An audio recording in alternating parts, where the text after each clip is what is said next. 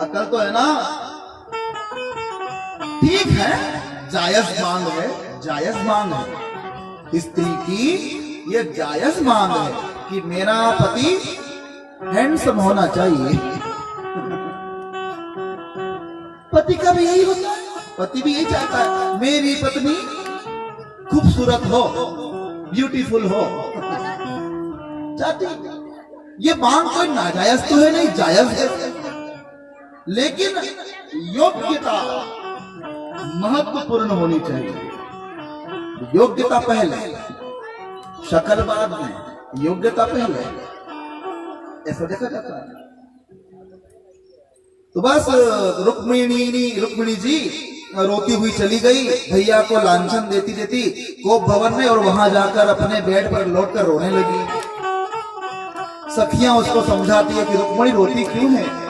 हे सखी, रो मत, इतना रो मत, ये क्या करूं, मेरे भाई ने मेरे भाग फोड़ दी, विधाता न जाने क्या चाहता है मेरे साथ। लेकिन यकायक बुद्धि ने प्रकाश किया और रुक्मिणी ने अपनी सहेली से कहा, सखी से कहा, अपनी दासी से कहा कि हे दासी, तुम जाओ और हमारे कुंडिनपुर के पुरोहित ब्राह्मण देवता को बुला कर ले आओ। कुंडिनपुर के पुरोहित, हाँ, उनका नाम था सुदेव। तो उनको बुलाने के लिए गई रात को, और रात को पुरोहित जी महाराज का कमाल पटका उस दासी ने। ओ महाराज, ओ महाराज जी, अरे ओ पंडित जी। तो पंडित जी तो बाद में उठे, लेकिन पंडिताइन पहले उठ गई। माताओं की नींद बड़ी चक चक चक चक होती है, बिल्कुल चकाचौंध करने वाली होती है। पति के तो नाक बज रहा है और पत्नी उठ जाती है। बड़ी चंचल नींद होती है माताओं की। पुरुष की उसकी चंचल नहीं होती, किसी किसी की होती है। जो साधना करता हो, प्राणायाम करता हो, व्यायाम करता हो, उसकी नींद ठीक रहती है, खट से खुल जाने वाली। लेकिन माताएं तो दिन दिन प्राणायाम क्या करे, वो तो व्यायाम चलता है, ये किया वो किया, ये किया वो किया, वो किया ये किया। प्राणायाम भी चलता है और व्यायाम भी चलता रहता है इनका। तो इनकी नींद तो बिल्कुल खतरनाक है। एक चुटकी बज इनके पास में से खाली पांव निकलेंगे, इतने पांवों की आवाज सुन के उड़ जाती होगी माताएं। तो श्वानवत निद्रा होती है माताओं की। हालांकि सबकी नींद ऐसी होना चाहिए। कैसी नींद होना चाहिए? श्वान जैसी। श्वान यानी कुत्ता, कुत्ते जैसी नींद होना चाहिए। हाँ, कुत्ते से सीखना है तो ये सीखो। क्या सीखना चाहिए?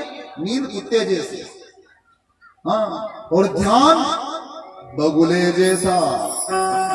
बगुला होता है ना, तो ध्यान सीखना हो तो बगुला। एक टांग नीचे रखे होता, एक टांग नीचे रखे होता है वो, और एक टांग ऊपर होती है उसकी। दूर से देखने में ऐसा लगता है मानो तपस्या कर रहे हैं महात्मा जी। लेकिन एक पंजा उसने इसलिए उठा रखा है क्योंकि एक हाथ से वो मछली पकड़ने वाला है। ध्यान से मछली पकड़ने वाला है।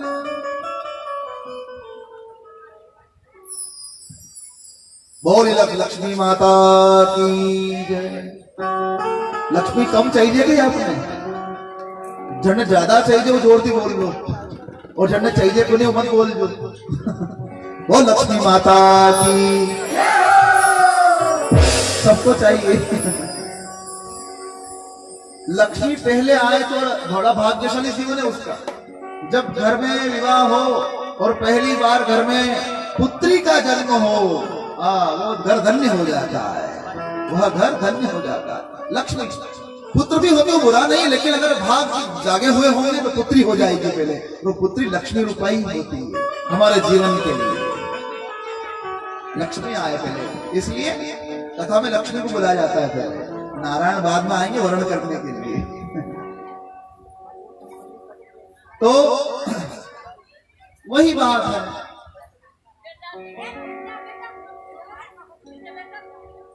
आइए दो नाम भगवान के, और फिर चलते हैं थोड़ा थोड़ा धीरे धीरे आगे आगे। धीरे धीरे चलेंगे तो अच्छा रहेगा, थकान भी नहीं होगी और आसानी से मंजिल तक पहुंच जाएंगे। धीरे धीरे रे मना, धीरे धीरे सब होए। मुकुंद माधव गोविंद बोल केशव माधव हरि हरि बोल।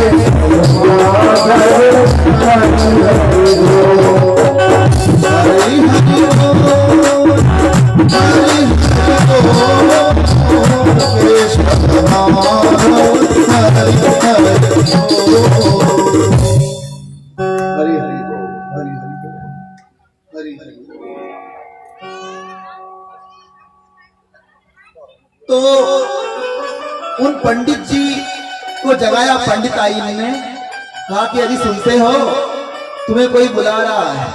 कौन बुला रहा है? अरे बाहर कोई किवाड़ पटक रहा है, जाओ देखो कौन है। पंडित जी उठ के आए, किवाड़ खोला गया, बाहर खड़ी थी दासी। उसने कहा कि पंडित जी आपको भीष्मक राजा की बेटी राजकुमारी रुक्मणी जी बुला रही है। इतनी रात को? कि हाँ पंडित जी इतनी रात को बुला रही है। ठीक है बेटी मैं चलता हूँ। तो ले ली अपनी एक थैला ले लिया हाथ में और चल दी पंडित जी दासी के साथ और पहुंची लेकर पंडित जी को अपनी सहेली सखी के पास। और जब पहुंची तो पंडित जी ने कहा कि बेटी रुक्मणी, बेटा इतनी रात को तुमने मुझे क्यों बुलाया यहाँ पर? तो कहा कि हे पिता तुल्य पंडित जी महाराज, आप मेरे पिता के तुल्य हैं, मुझे आपसे एक काम आन पड़ा है, वो काम मेरा आप कर दीजिए प्रभु। कहा कि क्या काम करूं बेटी? कहा कि मेरा स्नेह मेरा प्रेम द्वारिकाधीश से हो गया है, मुझे प्रेम द्वारिकाधीश से हो गया है। तो मैंने उनके लिए एक पाती लिखी है, एक चिट्ठी लिखी है।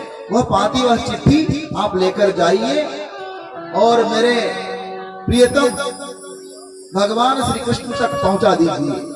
द्वारिका के राजा हैं, वहां तक आपको जाना है। तो पंडित जी ने कहा कि बेटी मैं चला तो जाऊं, लेकिन मेरे घुटने बहुत दुखते हैं। मैं तेरी बाती को लेकर चला तो जाऊंगा, लेकिन मेरे घोड़े, मेरे घुटने बहुत दुखते हैं। कहा कि पंडित जी, ओ पुरोहित जी, आप चिंता बिल्कुल न करें, आप जाइए तो सही, ठाकुर जी आपकी सहायता करेंगे। ठीक है बेटी, कोशिश करता हूं, लेकर जाता हूं। और जैसे ही उपाति ली हाथ में और जैसे कुंदिनपुर के बाहर आए, न जाने पंडित जी को क्या होगा, जैसे पांव में पहिए लग गए हो, ऐसे सरपट पांव दौड़ने लगे। और दौड़कर, रात्रि का समय था और रात्रि को ही पहुंच गए। कहां? द्वारिका। बाहर द्वारपाल खड़े थे और द्वारपालों को देखकर, अरे ढोल वाले भैया ढोल रोक दो, नहीं तो यह हंगामा हो जाएगा,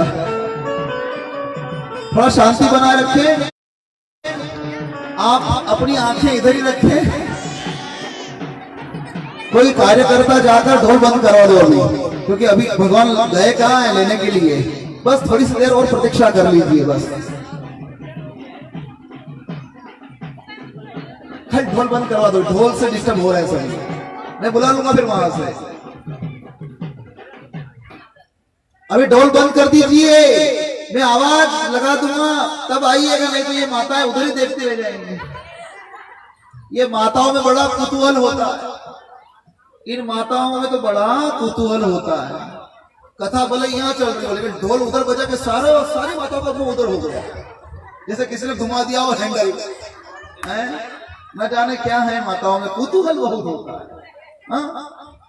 इतना ही नहीं, अगर कोई स्त्री कथा सुनने आती हो, माता बहन कथा सुनने आती हो, तो पीछे से आगे आकर बैठ जाती हो तो उसको देखती रहती है, कथा नहीं सुनती, उसको देखती है। वो जब तक बैठ नहीं जाती तब तक उसको देखती है। न जाने ऐसा क्या है भला है, जब तक उसको देखती है तब तक कथा नहीं सुनती, वो उसको देखती है। साड़ी हरी हरी है, हाँ, करी करी है, गोरी गोरी।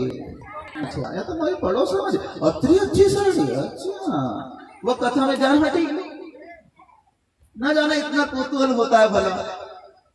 मैं यहाँ पे ऊंचा बैठा रहता हूँ तो सब ध्यान रखता हूँ ना, इसलिए वो बोल रहा हूँ आपको। अब मैं कथा कर रहा हूँ और आपका ध्यान, आप मुझे देख रहे हैं और मैं भी सबको देख पा रहा हूँ। आखिरी में बैठी हुई माता का भी शक्ल में ध्यान से देख पा रहा हूँ, सब पता होता है मुझे भी। न जाने ऐसा कुतूहल होता है, बस वो वहां से आई तो उसको ही देखती है। अब कथा में ध्यान तो है ही नहीं, ये होता है। अरे कथा में ध्यान राख देवी तो आवेगा जाएगा, संसार चक्र है, चलता रहेगा।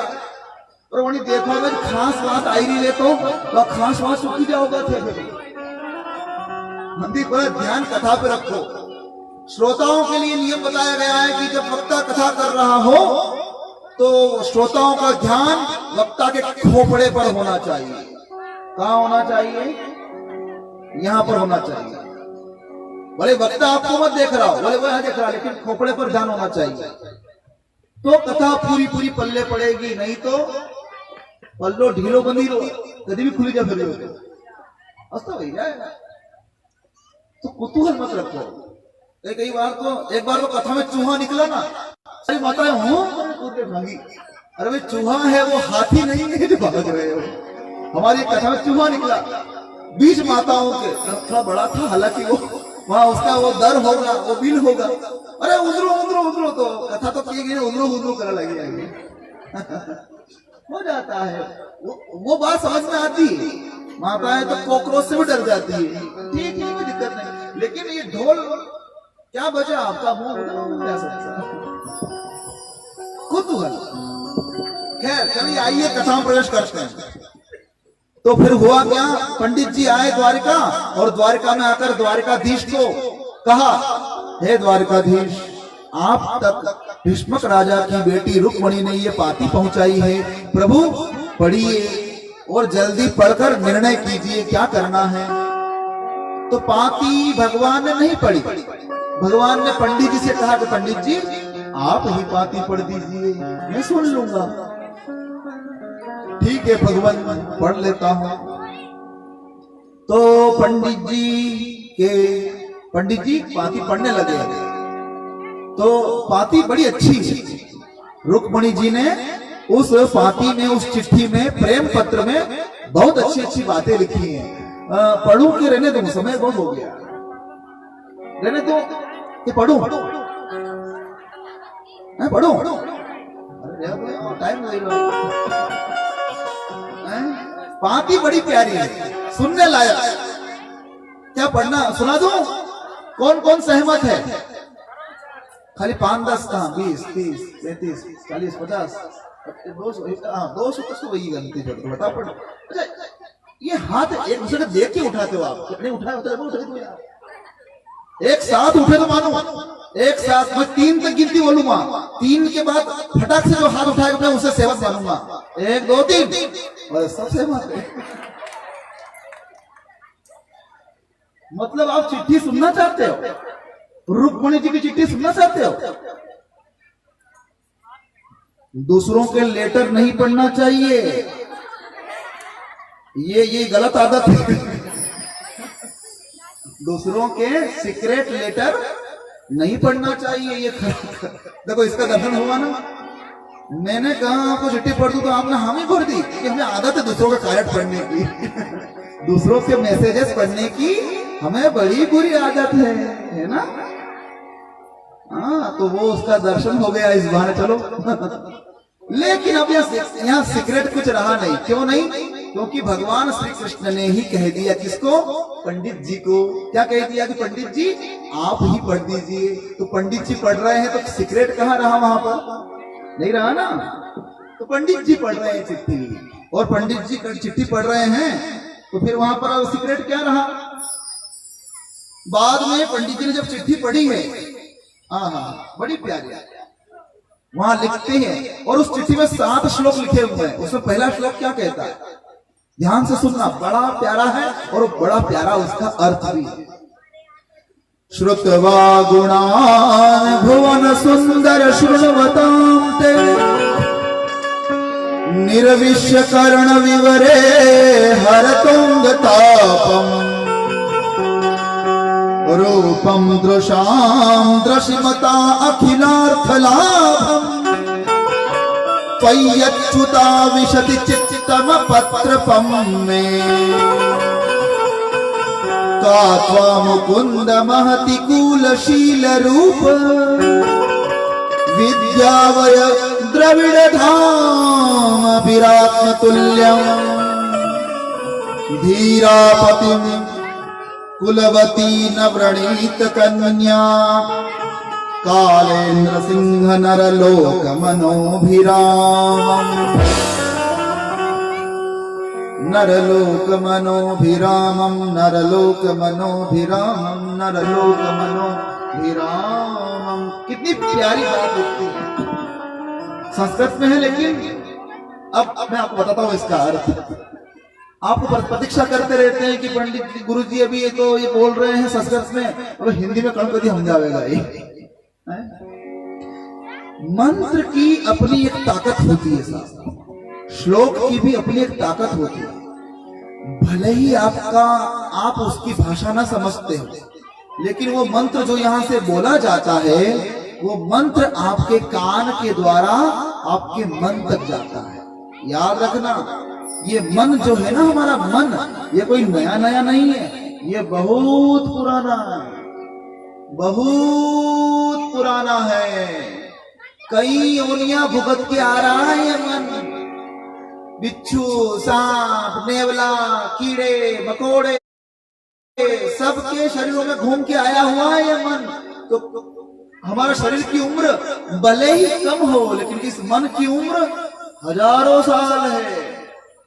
हमारे ये दिमाग, हमारे ये कान, भले ही उस मंत्र की भाषा को न जानते हो, लेकिन ये मन जानता है।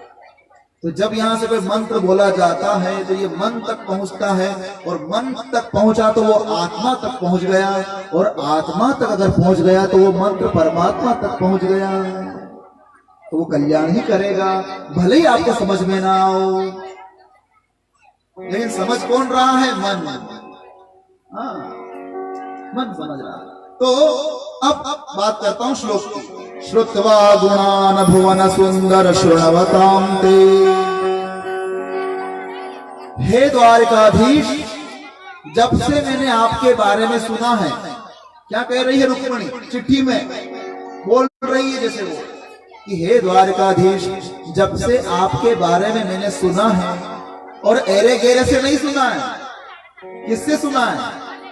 अपने गुरुदेव के मुख से सुना है। रुक्मिणी जी के गुरुदेव कौन है? देवर्षि नारद। कौन है? जब जब कुंदिनपुर जाते थे देवर्षि नारद, तो कहते थे कि रुक्मिणी, तेरे लिए और तेरे योग्य यदि कोई पात्र है शादी के लिए तो वो है द्वारिकाधीश। तो मैंने आपके बारे में बहुत कुछ सुना है अपने गुरुदेव से। तो उनके द्वारा कही गई आपकी कथाएं और आपका वर्णन मेरे मन को भा गया है, और मेरे मन को मैंने आपको दे दिया है। अब ये मन किसी और को देना मैं चाहती नहीं। हे गोविंद, हे मुरारी, हे माधव, मैं आपको समर्पित हूं। कात्वा मुकुंद महती कूलशील रूप।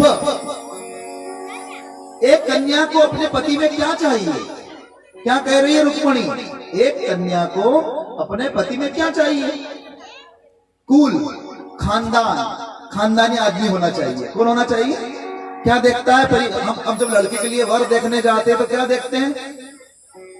खानदान। खानदान कैसा है साहब? कि लड़ाकू झगड़ालू तो नहीं है, शराबी तो नहीं है, मांसाहारी तो नहीं है। ये देखते हैं, देखना चाहिए।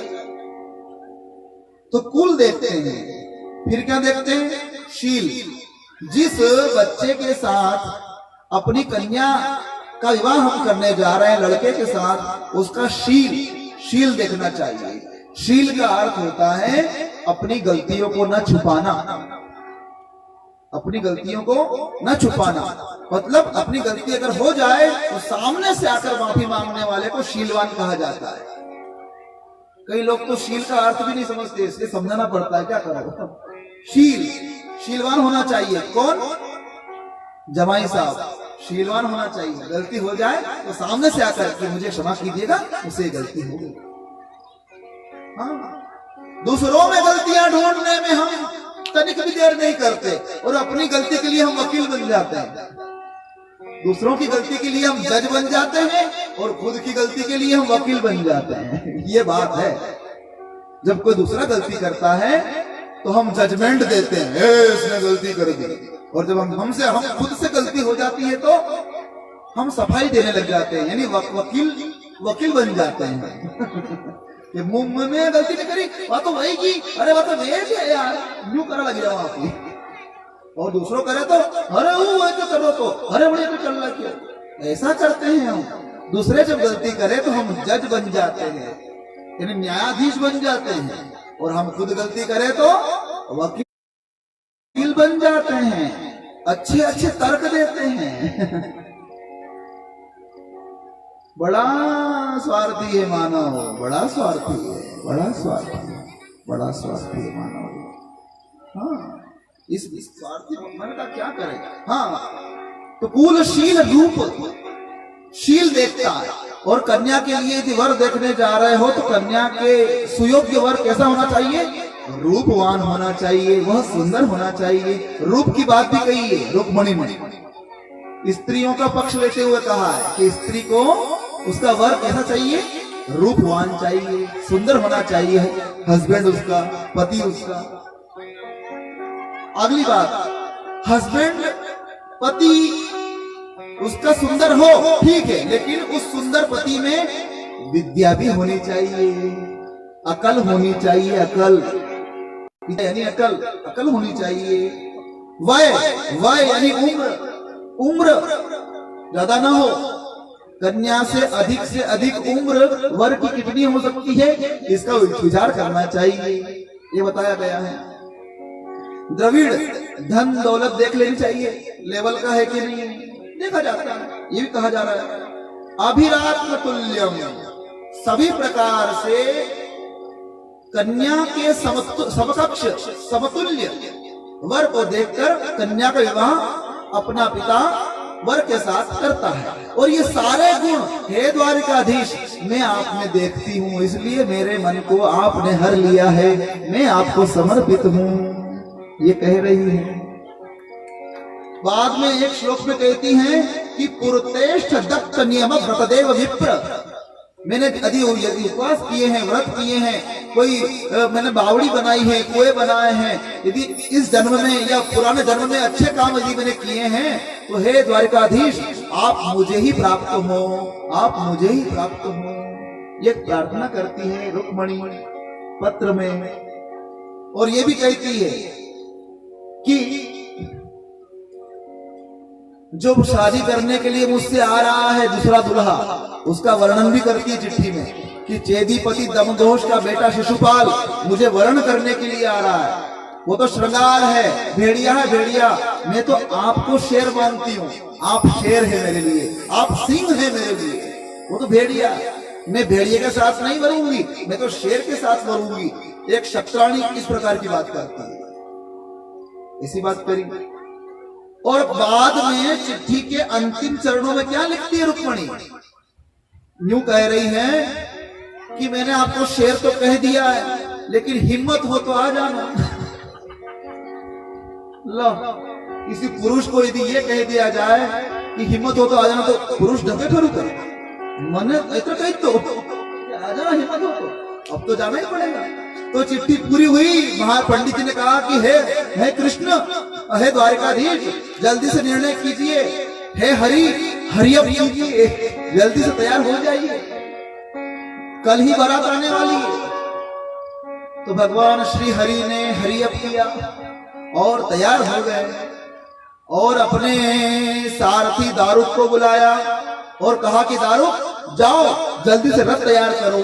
दारुक आया, दौड़ के गया और सेव्य, सुग्रीव, मेघपुष्प और बलाहक नाम के 4 घोड़े रथ में जोड़े और रथ लेकर आ गया और दौड़कर द्वारिकाधीश और पंडित जी चढ़ने लगे रथ पर। और जैसे ही चढ़े दोनों रथ पर, रथ को हांका दारुक ने, अरे 5-10 कदम ही चला था वो रथ कि सामने दाऊ जी महाराज आ गए। अरे ओ कन्हैया, ये रात में कहाँ चल दिया, अरे तू रात को कहाँ जा रहा है। दाऊ जी महाराज को समझाने का समय नहीं था, तो कृष्ण ने कहा कि दारुक रथ को रोकना मत, चलने दे, इनको समझाने में समय निकल जाएगा, चलने दे चलने दे चलने दे। तो रथ को हाँक दिया। दाऊ वहां सोच रहे थे कि रात को ये पंडित जी कौन है, ये कहाँ से आए, और ये पंडित जी के साथ रथ पे बैठ के कहाँ जा रहा है कन्हैया। जब दाऊ जी महाराज कन्हैया के अंतःपुर में आए, जहाँ कन्हैया विश्राम करते थे, जहाँ झूले पर झूलते थे, तो वहां झूले पर आकर क्या देखते हैं दाऊ जी महाराज, वो चिट्ठी वहीं रह गई थी, पाती उस पाती को आकर देखते हैं दाऊ जी, और उस पाती को वो पढ़ते हैं और सारी लीला समझ जाते हैं कि ये गया है कुंडिनपुर रुक्मणी को लेने के लिए। अरे वहां तो बड़े बड़े राजा महाराजा आएंगे, शिशुपाल की बारात भी आने वाली है, चिट्ठी में लिखा हुआ है। अरे वो अकेला क्या करेगा, मुझे भी जाना चाहिए। भगवान श्री कृष्ण चले गए और पीछे से दाऊ जी महाराज ने तैयारी कर ली और चले भगवान श्री कृष्ण। और वहां जब रथ पहुंचा कुंडिनपुर, तो बारात आ चुकी थी शिशुपाल की। तो बारात जा ही रही थी, तो पीछे से भगवान भी आ गए बारात के पीछे पीछे, और पीछे अपने रथ को लगा लिया। बारात के पीछे पीछे भगवान ने रथ लगा दिया। दारुक धीरे धीरे चलने दे इसके पीछे पीछे। अब हुआ मजे की बात ये हुई कि शिशुपाल का स्वागत हुआ। बारात को बधाते ना, तो बारात को बधाया गया किसके द्वारा, भीष्मक राजा का बेटा रुक्मी के द्वारा। उसने बारात का स्वागत किया फूलों से, जल से, अनेक कलियों फूलों से और इत्र आदि से स्वागत किया।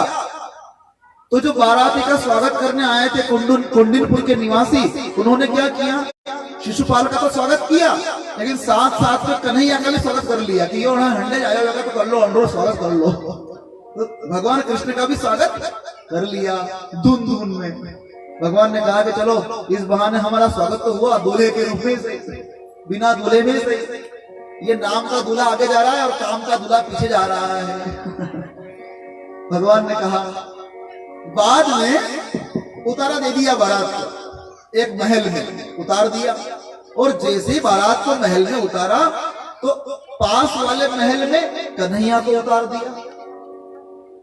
और जब बात पता चली शिशुपाल को कि बिन बुलाया मेहमान भी आ गया है, शिशुपाल ने सबको बुलाया, इसको छोड़कर कन्हैया को न्योता नहीं दिया।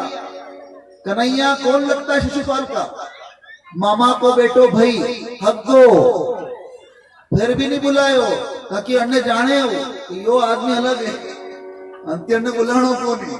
तो शिशुपाल ने कन्हैया को बुलाया नहीं था, लेकिन कन्हैया का तो रुक्मणी ने बुलाया, तो रुक्मणी के बुलाने से आए हैं कन्हैया तो पता चल गया उसको कि मैंने जानबूझकर इसका ध्यान रखा कि लिस्ट में इसका नाम न हो, फिर भी ये यहाँ क्यों आ गया।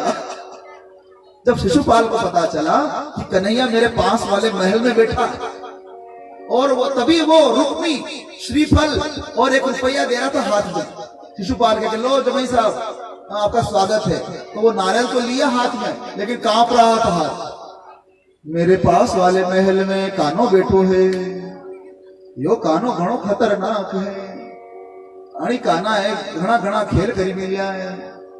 अरे ये माखन चोर है, अरे ये माखन चोर है, क्या पता यहाँ क्या चोरी करने आया है। तो उसके मित्रों से उसने कहा कि मेरे मित्रों जाओ और उस माखन चोर का ध्यान रखो। तो दोस्तों ने कहा कि शिशुपाल चिंता मत कर, तू नारियल ढंग से पकड़, तू नारियल ढंग से पकड़। तो 2 मित्र लगा दिए भगवान के पीछे, और वो ध्यान रखते हैं कि भाई कहीं ये कहाँ जा रहा है, क्या करने आया है। और शिशुपाल को ले गए तोरण की ओर। रुक्मणी गई हुई थी माँ भवानी के मंदिर पर पूजा करने के लिए, माँ गौरी की पूजा करने के लिए, और चिट्ठी में लिखा था कि मैं गौरी मंदिर पर ही मिलूंगी, हे नाथ वहीं आ जाना। और बस ठाकुर जी ने कहा कि ये जा रहा है तोरण की ओर और हमें जाना है मंदिर की ओर। तो ठाकुर जी निकले वहां से, वो 2 दोस्त भी साथ साथ थे, शिशुपाल वाले ध्यान रखने वाले। लेकिन उन दोनों दोस्तों ने सलाह करी कि अरे भाई हम क्या इस ग्वाले का ध्यान रखने के लिए आए हैं क्या? हम तो यहाँ अपने दोस्त की शादी में नाचने आए हैं यार, हम क्या ध्यान रखने आए किसी का क्या? तो उन्होंने ध्यान रखना छोड़ दिया कन्हैया का। और वो दोनों दोस्त जहां बारात तोरण मार रही थी ना, वो तोरण मार रहा था शिशुपाल, वहां आगे जाकर बैंड बाजों में वो दोनों दोस्त नाचने लगे। वो दोनों दोस्त जो नाचने लगे तो वो शिशुपाल देख रहा था कि इन दोनों को तो मैंने वहां छोड़ा था, ये यहाँ क्या कर रहे हैं। अरे उसको अकेला छोड़ दिया, उस भूत को, वो भूत क्या करेगा। वाकई में वो भूत पहुंच गया मंदिर, कन्हैया कृष्ण पहुंच गए मंदिर रथ को लेकर दारू के साथ। कहा चलो वहां चलते हैं सीधे। उसके पहले वो पंडित जी पहुंच गए थे मंदिर। कहा बेटी तैयार रहे, आ रहे हैं द्वारकाधीश, मैं ले आया उनको साथ में, आने वाले हैं वो। बस माँ गौरी की पूजा की, माँ गौरी को प्रणाम कर रही थी, तभी बाहर खड़ी थी सखियां।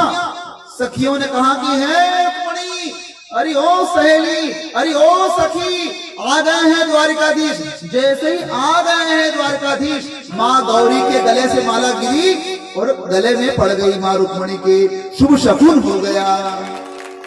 और उतने में ही द्वारकाधीश वहां आ गए और रुक्मणी मंदिर से बाहर निकल कर आई। द्वारकाधीश ने, भगवान कृष्ण ने हाथ बढ़ाया, हाथ में रुक्मणी ने हाथ पधराया, हाथ पकड़कर खींच लिया रथ पर, और रथ को जो हाँका है। सारे सैनिक वहां खड़े खड़े देखते रह गए, और वो दौड़कर फिर वहां गए जहां तोरण मार रहा था शिशुपाल। अरे भाई यहाँ क्या कर रहे हो तुम, यहाँ तोरण क्या मार रहे हो, लाड़ी तो गई, यहाँ तुम क्या कर रहे हो। बस फिर वहां द्वारकाधीश बस चले लेकर, लेकिन वहां जरासंध आदि राजा, दमघोष राजा भी आ गए थे, तो कृष्ण को घेरने के लिए दौड़े। उसी वक्त वहां पर दाऊ जी महाराज जी भी आ गए सेना को लेकर। बोलिए दाऊ जी महाराज की।